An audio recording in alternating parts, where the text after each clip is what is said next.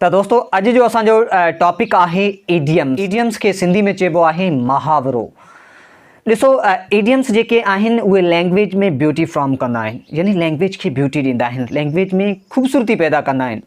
ऐं इडियम्स जेके आहिनि उहे लैंग्वेज में ओतिरा ई अफेक्टिव हूंदा आहिनि। मिसाल तौरु मां तव्हांखे हिकिड़ो सेंटेंस ॿुधायां जेको आहे लोअर लेवल जो सेंटेंस आहे, जेको असां अक्सर करे ॻाल्हाईंदा आहियूं, बट एक्चुअली जॾहिं उहो एडवांस लेवल में उन सेंटेंस जी ओतिरी इंपॉर्टेंस या हू ओतिरो अफेक्टिव सेंटेंस नथो रहे। उहो सेंटेंस आहे what's your name, what is your name, तव्हांजो नालो छा आहे। ॾिसो हीउ हिकिड़ो ॿारहां लेवल जो सेंटेंस आहे, माना ॿारड़ो जेको क्लास सेकेंड टू मुंहिंजे ख़्याल सां मिडिल लेवल ताईं इहो सेंटेंस माना सूट करे थो इन लेवल सां। पर इन खां वॾी लेवल आहे, तव्हां कंहिंखे चओ था को टीचर आहे, को मिसाल तौरु का एजुकेटेड पर्सनालिटी, को सेलिब्रिटी को आहे, त उन सां जेकॾहिं असां इहो सेंटेंस ॻाल्हाईंदासीं व्हाट्स योर नेम, ॾिसो हिकिड़ो ऑकवर्ड सेंटेंस लॻे पियो या ओतिरो अफेक्टिव सेंटेंस नथो रहे। त उन जे लाइ असां व्हाट्स योर नेम जे बदिरां कहिड़ो सेंटेंस ॻाल्हायूं था। तव्हां हीअ बि चई सघो था may I know your good name please, छा मां तव्हांजो सुठो नालो ॼाणे सघां थो, या what's your good name respected, sir तव्हांजो नालो इज़त वारो नालो या तव्हांजो सुठो नालो कहिड़ो आहे। त अकॉर्डिंग टू इडियमेटिक सेंटेंस तव्हां हीअ बि चई सघो था I do not call up your name, I do not call up your name, यानी मूंखे तव्हांजे नाले जी ख़बर कोन्हे।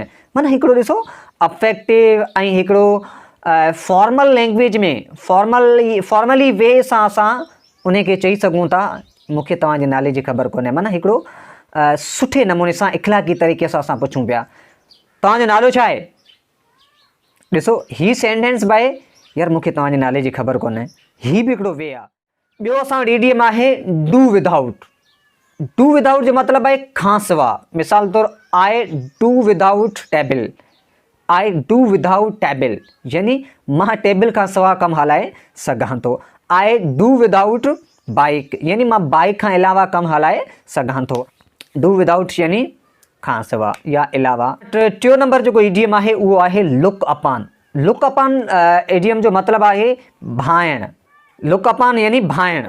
आई लुक अपॉन हिम एज़ माई ब्रदर, यानी मां इन खे पंहिंजो भाउ सम्झां थो, मां इन खे पंहिंजो भाउ सम्झां थो। आई लुक अपॉन हिम एज़ माई ब्रदर। त लुक अपॉन लफ़्ज़ जी माना आहे भाइण या सम्झ। त दोस्तों चौथों नंबर जेको असां वटि इडियम आहे उहो आहे एट अ स्ट्रीच, जंहिंजो मतिलबु आहे लगातार। असां हिकिड़ो एग्ज़ाम्पल तौरु सेंटेंस वठूं था। मिसाल तौरु आहे she walks 10 hour at a stretch, यानी ही लगातार 10 कलाकनि खां कमु कंदी आहे। त दोस्तों असां वटि जेको पंजो नंबर जेको इडियम आहे उहो आहे at death's door. At death's door यानी मरण जे क़रीब या मरण जे वेझो। मिसाल तौरु असां चई सघूं था या अहिड़ो को माण्हू, अहिड़ो को ॾोकिरो या पोड़ो जेको मरण जे वेझो हुजे, या को एक्सीडेंटली तौरु किथे कंहिंजो वाक़ियो थी वञे, पाण चऊं कंहिंजा हाल वाल वठूं, यार ॾे ख़बर हुन जी, पाण चवंदा आहियूं यार हू त हाणे मरण जे क़रीब आहे। He is eight death's door, यानी ही मरण जे वेझो। छहों नंबर जेको असां वटि इडियम आहे उहो आहे looks blew. Looks blew. Looks blew जो मतिलबु आहे मायूस हुअणु। ही लुक्स बिल्यू यानी ही मायूस आहे, हू परेशान आहे। लुक्स बिल्यू यानी परेशान लॻणु या कंहिं टेंशन में हुअणु। पाण चई सघूं था शी लुक्स बिल्यू, यानी ही परेशान लॻे थी। ऐं दोस्तों जेको असांजो हाणे जेको इडियम आहे उहो आहे गेट क्रॉस। गेट क्रॉस जो मतिलबु आहे हद करणु या नंढड़ी ॻाल्हि मां ॻाल्हिड़ो ठाहिणु। मिसाल तौरु असां हिकु सेंटेंस वठूं ही get across at every step, यानी ही हर ॻाल्हि ते कावड़जी वञे थो। ऐं हाणे जेको असांजो इडियम आहे उहो आहे इन अ फिक्स। इन अ फिक्स जो मतिलबु आहे कंहिं परेशानी में हुअणु, कंहिं तकलीफ़ में हुअणु। मिसाल तौरु असां ईअं चऊं आई एम इन अ फिक्स नाउ, मैं एक मुश्किल में फंसा हुआ हूँ, मां हिकु परेशानी में फाथल आहियां या मां कंहिं कम में फाथल आहियां। त इन अ फिक्स जो मतिलबु आहे कंहिं परेशानी में हुअणु, कंहिं तकलीफ़ में हुअणु। असां वटि जेको आख़िरी इडियम आहे उहो आहे दोस्तों रेड डे। रेड डे जो मतिलबु आहे ॻाढ़ो ॾींहुं, ईअं तव्हां सम्झो। एक्चुअली में रेड डे जो मतिलबु आहे ख़ासि ॾींहुं, इम्पॉर्टेंट डे।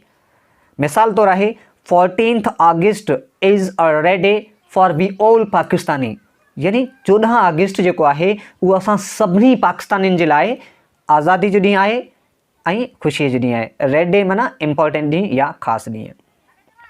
या असां ईअं चऊं Eid ul Azha is a red day for all Muslims, यानी ईद उल अज़हा आहे उहो सभिनी मुस्लमाननि जे लाइ हिकु अहम या ख़ासि ॾींहुं आहे।